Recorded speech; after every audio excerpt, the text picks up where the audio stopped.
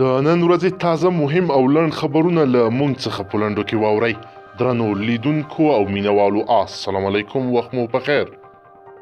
ناکامورا یوه مختصره خو پر وقاره دویه غونډه کې ډاکټر ناکامورا ته درناوی وړاندې کړ. په دې غونډه کې د چارواکو ترڅنګ نوموړي د کورنۍ غړو هم برخه واخیسته او جسد یې خپل هیواد ته ورسېده.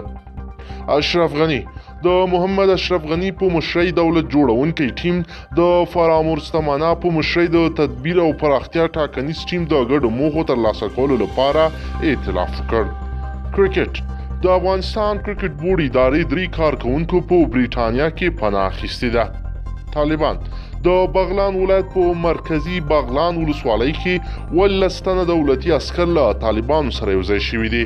د طالبانو وایند ذبیح الله مجاهد وایي چې 18 تنه دولتي عسکر او پولیس د جلب او جذب کمیسیون په هڅو له خپلو دندو لاس په سر شوي دي او له طالبانو سره یوځای شوي دي.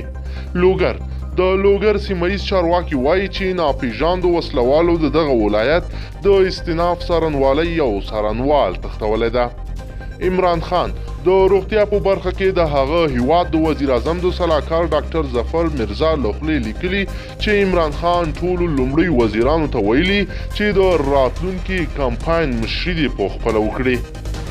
بغلان تېره شپه طالبانو په مرکزي بغلان کې د پولیسو او اربکیانو په یو قرارګاه برید کړی. قرارګاه یې نیولې او اربکیانو ته یې درنه مرجوب لاړولې. سعودي عربستان د بهرنیو چارو وزیر عادل الجبیر وایي ایران یو داسې هیواد دی چې ټولې سیمې ته یې د بې امنۍ ریښې غځولې دي.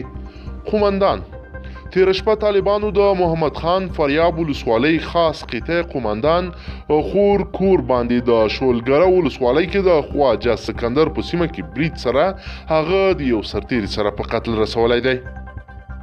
ننګرهار د اچین ولسوالۍ یوه میرمن وایي داعش یې 2 اخبار زامن په یو ورځ د ماشومانو په مخ کې وژل، هغه ته ګڼ یتیمان پاتې دي. نوموړي وایي دومره ظلم ورسره شوه که دغه وسلوال په مخه ورشي نو په تبرګي به یې ووهي. د ټاکنو کمیسیون د کابل اداري اجرایه رئیس عبدالله په مشرۍ د ثبات او همپالنې ټاکنیزې ډلې د ټاکنو کمیسیون معلوماتي ناسته د اعتراض په ډول پرېښې ده. کرزی پخوانی ولسمشر حامد کرزی په یو اعلامیه کې د قطر پلازمینه دوحه کې د طالبانو او امریکایانو ترمنځ د تازه پیل شوي مذاکراتو هرکلی کړی او هیله یې څرګنده کړې چې د دې دور مذاکراتو پایله به د جګړې او تاوتریخوالي ختمېدلو ته لار هواره کړي. په کندهار کې 10,000 ماشومان له زده کړو بې برخې دي او له 2,000 ډېرې بیا درانه کارونه یا سوال کوي. د ځایي چارواکو په وینا دغه راز په روان کال د جګړو او چاودنو له امله 120 ماشومان وژل شوي او 115 نور ټپیان شوي دي. پاکستان حکومت د ناقانونه پیسو د څار نړیوالې ادارې له خړ لیست څخه د لرې کېدو په لړ کې د 114 مدرسو انتظامي کنټرول اخیستو ترڅنګ ځینې نور ګامونه هم پورته کړي دي. ټاکنو خپلواک کمیسیون پریکړه کړې چې د ټاکنیز بحران د حل لپاره نن له معترضو ټاکنیزو ټیمونو سره شریکه علني غونډه وکړي.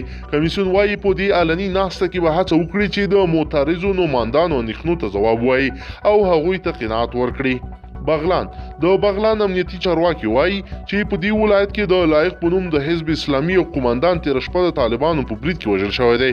د مرکزي بغلان ولسوال خانزاده مظلومیار ازادي راډیو ته وویل چې د لایق د ملي پولیسو له 3 سرتیرو سره په غلامبای سیمه کې پر یوې ګډې امنیتي پوستې د طالب وسلوالو په برید کې وژل شوی دی.